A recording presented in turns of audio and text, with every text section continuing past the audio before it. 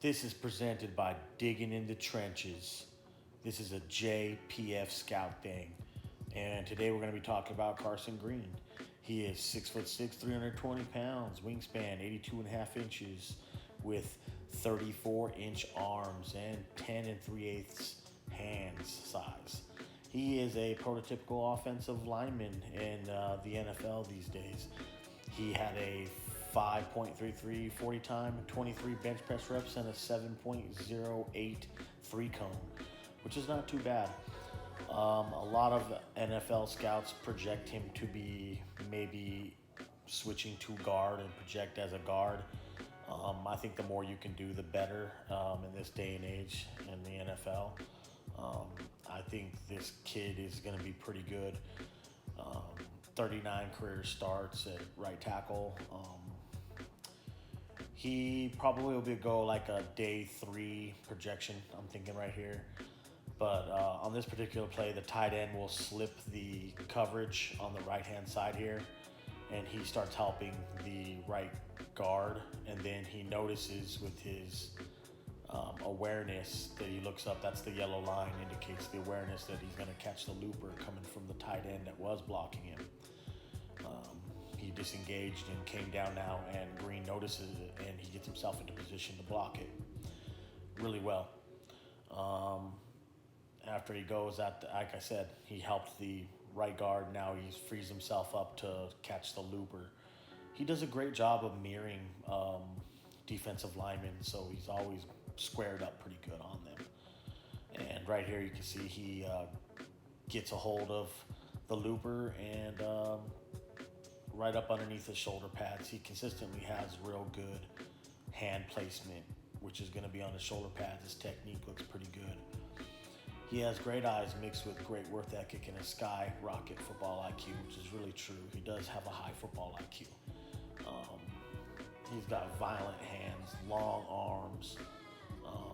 Like anybody with an 82.5-inch wingspan is going to be able to do some stuff to you on a football field, as long as he can mix it together.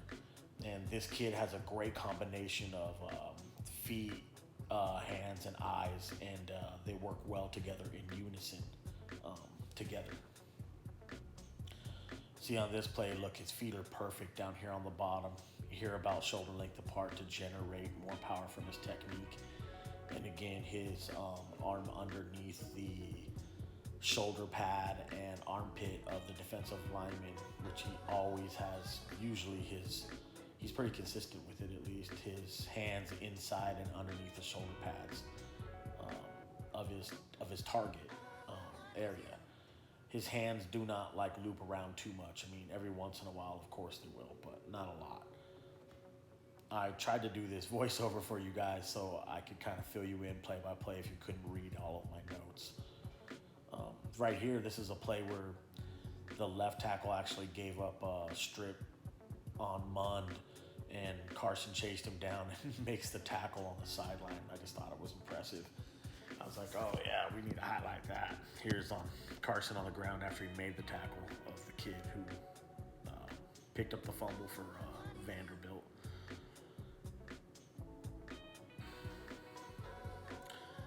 Right here, he has the down block on the one tech and clears him out. They love to do this with him at Texas A&M, and he was really effective at it. Right here, the right guard will pull, and the center actually is supposed to pull out to block 10 on the edge, but the center actually whiffs on the play. Right there, I actually magnified again because Carson's hand placement, look up underneath the hand, armpits and shoulder pads of the D lineman.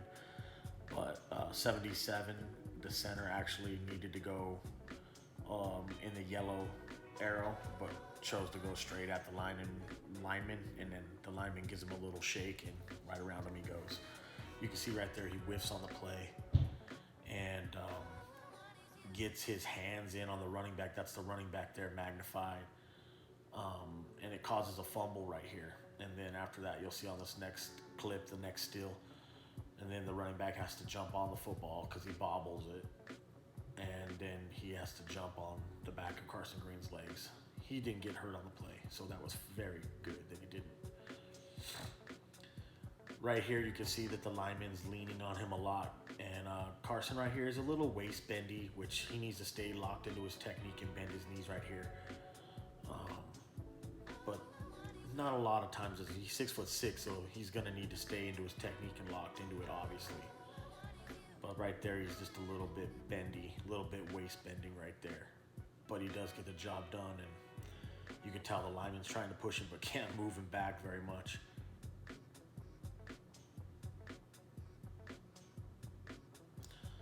He needs to anchor down and bend his knees a little bit more close together. He has a keen sensibility to change or fix his problems literally in the middle of the play, which he really does.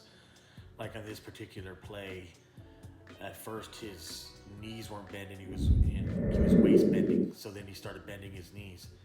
Then right here he gets his feet too close together on the last play, and then he actually widens his base again. So he, in the same play twice, he fixed it. He does that a lot. If he has to reposition himself one way or another, he will, and he'll move with his feet. So he's very good at moving his feet and his hands at the same time, in unison with his body and his hips. Right here, he's going to get a little bit of help from his right guard. He's going to come over and help him, but again, I'm showing he's got a pretty good technique here in his base and the right arm underneath the shoulder pads and inside hand positioning. Excuse me. His arm is under again right here, and he had to not rest.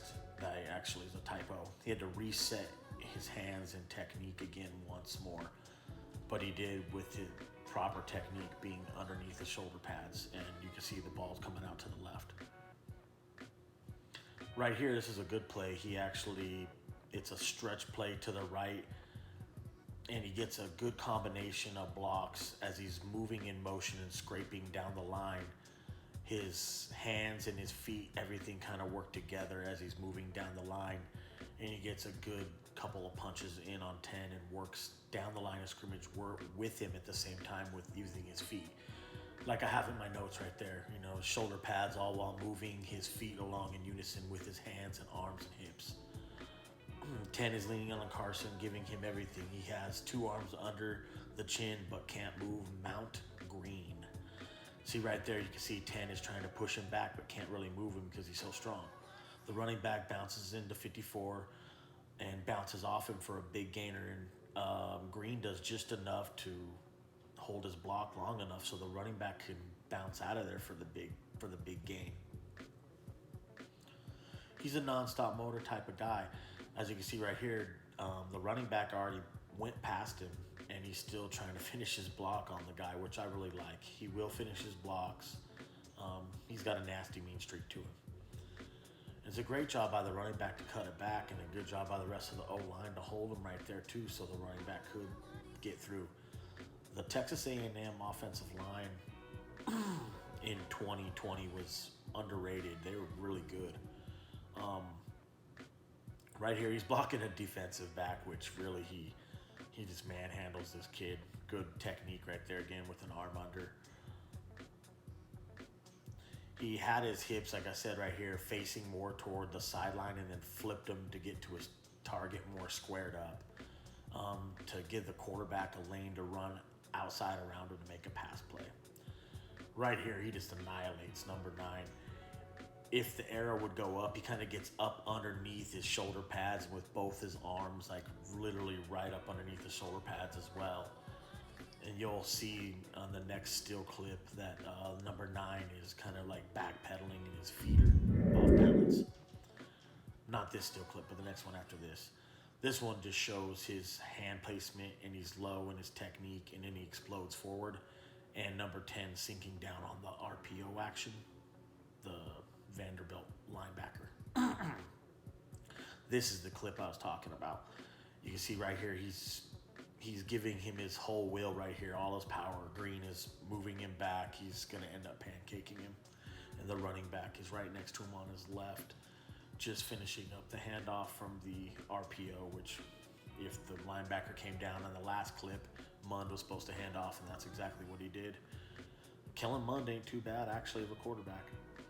Boom, this is the final result of that, and Carson Green gets a pancake. some syrup and butter, brother. Next one, here we go. This is actually one of the most impressive blocks I've seen him make right here. Is he comes down to help on 9 with his left hand. At the same time, has the awareness and, like I said there, the yellow arrow ninja vision to actually. It's a really difficult block to make because he has to have the awareness to see it, then do it. Because he's gonna have to take his hips right here and spin them 180 degrees to the other sideline, and they're facing the opposite sideline. And he's got to get to 26 and square up in, proper blocking technique. And honestly, not a lot of people I don't think could do this, but he pulls it off, and I don't know, somehow, some way made it. Like, he was where the empty circle was. See, and then he spins right here 180 degrees just to even give himself a chance to even get a block on him. Has to literally turn his hips 180 degrees in a split second to have a chance to get enough of his block, which right there you see, he could get called for a flag on that, but I think the effort right there was just sensational. It was all happening really fast too. Within a split second, he had to make a decision, and he did. It was beautiful.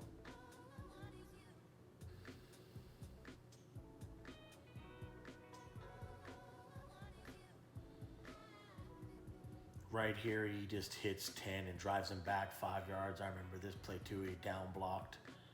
Again, he's a good run blocker and a good pass blocker. He's a complete offensive lineman. Finish him. Right here, he finishes his blocks, like I said before. He ain't no joke at that. This is just really good technique by him too, but right there I wanted to highlighted it. His arm is over the top of the defender, one of the few times he did it. But right here, I think he felt that he's stronger than the defender, so instead of resetting his arms to go up underneath the shoulder pads, he just extends them and gives him his power, and he stunts the blitzing linebacker in his tracks. I think they tried to put that linebacker over there a couple different times on him to give him a different look, and each time he pretty much stonewalled his guy. He has good hand placement right here too on 95. He's going to take him for a little walk down the line of scrimmage here.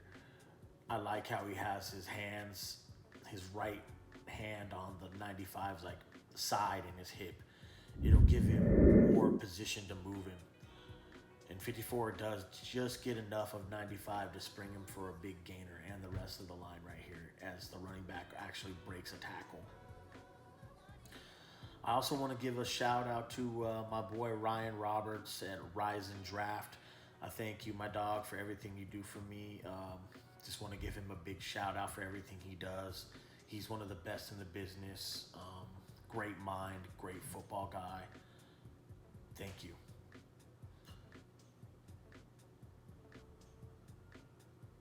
Right here, you can see he's just finishing up his block, and the running back's getting ready to pass through him and keep running down the field. But Carson loves he finishes his blocks out. He doesn't mess around with it. I like his technique there too.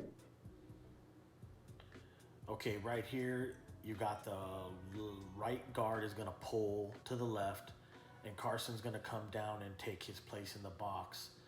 And then the tight end to the right of Carson's going to take Carson's original spot. What I like about it is how he doesn't open up the gate for the pass rusher right away. He, like I said, he mirrors his body in position and actually puts himself at an angle to make the block better. He needs to shorten up his stance right there. Every once in a while, his stance will be a little too wide, but like I said before, he will fix it. He has a knack of fixing it. Like, he just readjusts. Yeah, you can see right here, both 54 and 77 were in motion to catch the free blocker right there, which I do like, but the ball's already coming out. Like I said, he's not a perfect prospect by no means. That's probably why he's going to be a day 3 pick or undrafted free agent. Right here, he's standing too straight up and down, but he's got a lot of power to make up for that. This is power football right here by the Texas A&M offensive line. They just hat on hat, and he keeps his legs pumping. They run behind Carson a lot, and I would too. He's a great run blocker. Everybody here has their assignment, and right here, the running back's just going to follow Carson up the field. As you can see right here, he gets a combo block in. He started off on the edge and works himself up the line of scrimmage from the C gap to the B gap, all the way up into the A gap. Everybody's kind of got a hat on a hat here. Hat on a hat. It's kind of a classic case. And number 10 shouldn't have hesitated from Vanderbilt. He should have shot the gap right there and tackled the running back.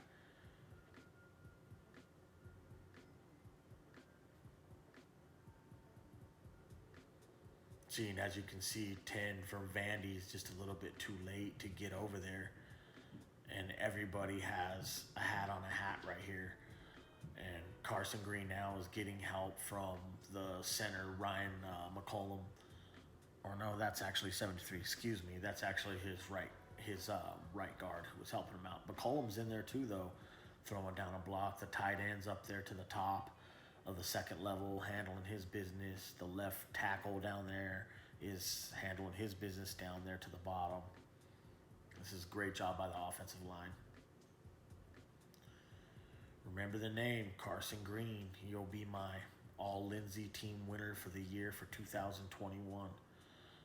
He springs a lot of big blocks for his running back at Texas A&M, and he's going to be doing that in the NFL as well.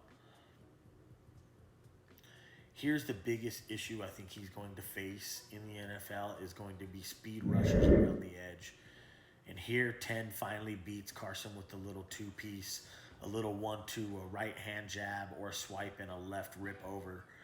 And I watched about 70, 60 some odd snaps, whatever he had here versus Vanderbilt, and literally he lost maybe 3 of them, gave up maybe, 2 pressures.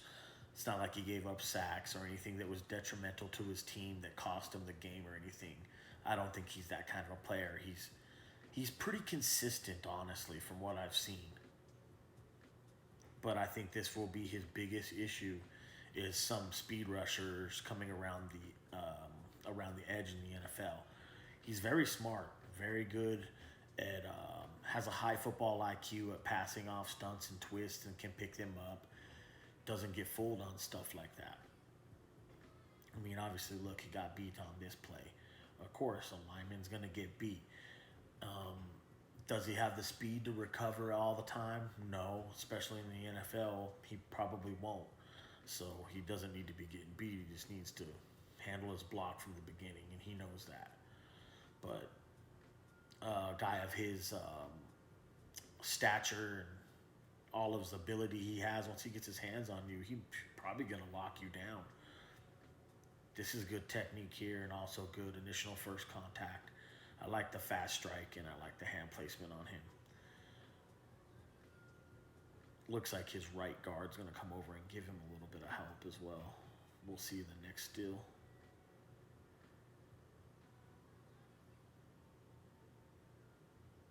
He takes him right here and kind of just moves him to his spot. And he's got his left arm locked up underneath the lineman's shoulder pad, and he's just going to move him to where he wants. He's going to seal him to the outside. Good job right here. It's very underrated lineman. Yeah, right there. I show he's sealed off to the outside. I wanted to give you guys the voiceover just to kind of fill in the gaps where maybe you didn't catch my notes and all of them didn't squeeze into the video properly. Right here, he actually does his job, and 73 does his job too. If the running back was to follow my red arrow, he would probably have a lot more success. Like I said, young running backs cut it back inside before jumping it outside. I'm pretty sure it's universal there for any offensive lineman who wants you to cut it up and get yards north and south first, unless you got the speed to get out there and make sure you get there. He does have a nice drop step, a lot quicker feet than most pass rushers think until they see him moving. So he's sneaky quick, and a lot of pass rushers, even at the next level in the NFL, are going to be like, wow, he's quicker than I thought. So as long as his IQ mixes with his feet, his hips, and his hands and his eyes, he's going to do just fine at the next level. Like I said, 54 puts himself into position a lot more often with his quick feet and savvy vet-like awareness. Right here, his technique looks real good, flawless, excellent.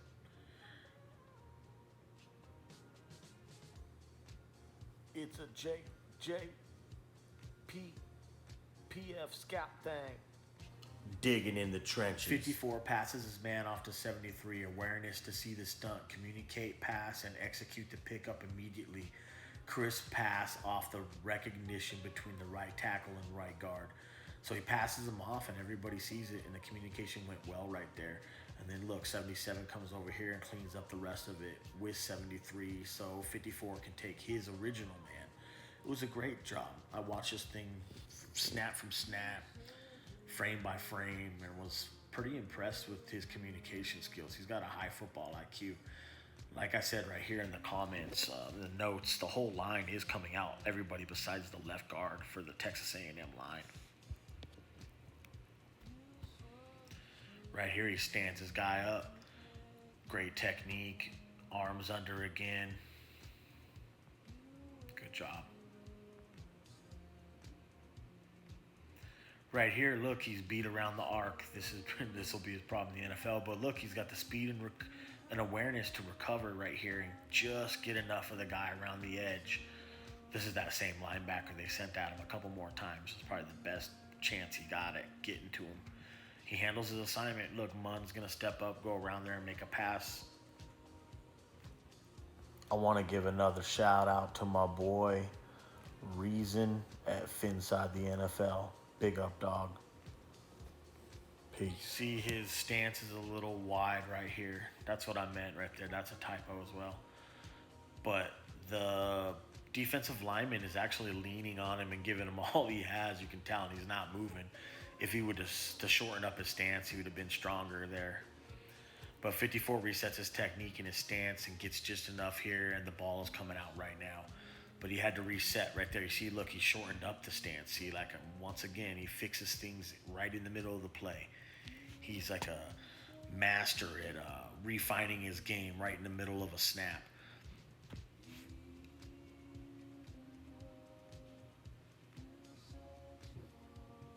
Right here, I think, yeah, he seals his guy to the outside again. That's what it is. Good technique right there again.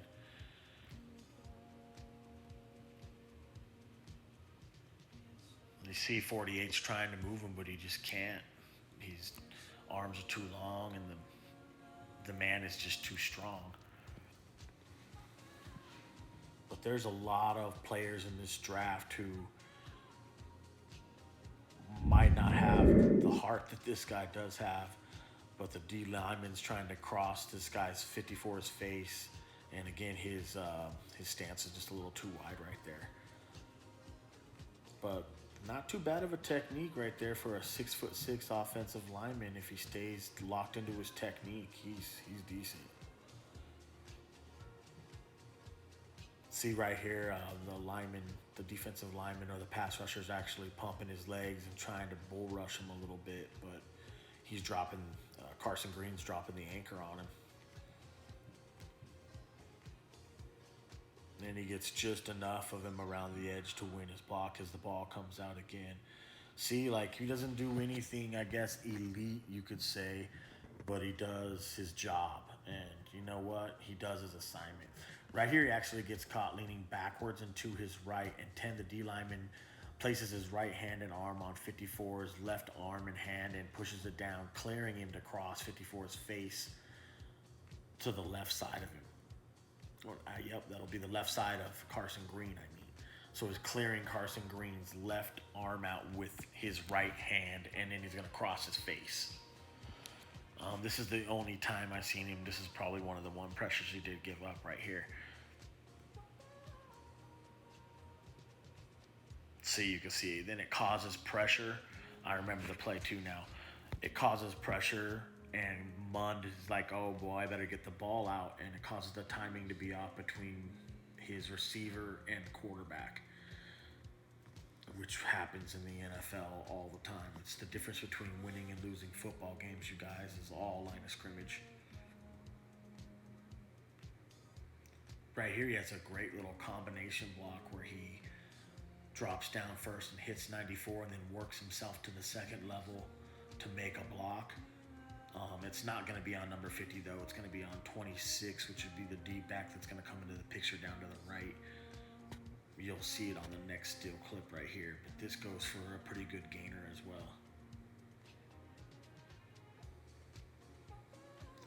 Seeing right here, he just needs to shorten up the distance between him and 26. Obviously 26 is a lot more agile than he is, and he doesn't get his hands on him first, so 26 actually gives him a little fake shake with the left foot deke to the inside and actually goes right around him to the right. You'll see to the next still.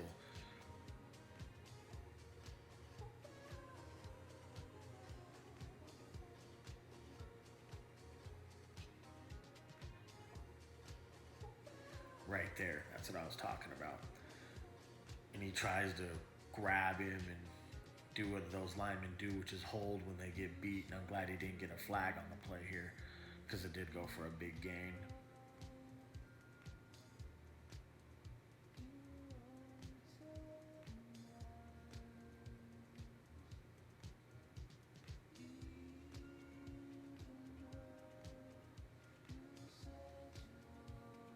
It was actually a pretty good game. It was a close game between Vanderbilt.